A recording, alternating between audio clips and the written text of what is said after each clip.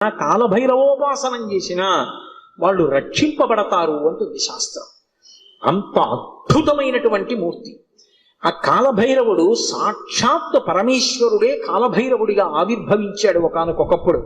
కాలభైరవావతారంలో ఆయన లోకానికి కొన్ని మర్యాదలు నేర్పాడు. అందుకే ఒకప్పుడు అందరికీ ఎలా అతిశయం కలుగుతూ ఉంటుందో, గర్వం కలుగుతూ ఉంటుందో, అలా త్రిమూర్తుల యందు కూడా ఇటువంటి పోకడ ఒకటి రజోగుణ సంబంధమైనటువంటి వారి యందు కలుగుతూ ఉంటుంది. సృష్టికర్త అయినటువంటి చతుర్ముఖ బ్రహ్మగారు సహజంగా రజోగుణ తత్వంతో ఉంటాడు, అందుకే ఎరుపు రంగుతో ఉంటాడు. ఆయనకి ఒకప్పుడు ఎందుకో ఒక భావన కలిగింది, ఆయనకి 5 తలలు ఉండేవి. నాకు 5 తలలు, పరమశివుడికి 5 తలలు, సద్యోజాత అఘోర తత్పురుష వామదేవ ఈశానములని 5 తలలైనవి. నాకు 5 తలలు, నాకంటే బ్రహ్మగారికి 5 తలలు, నాకు శంకరుడికి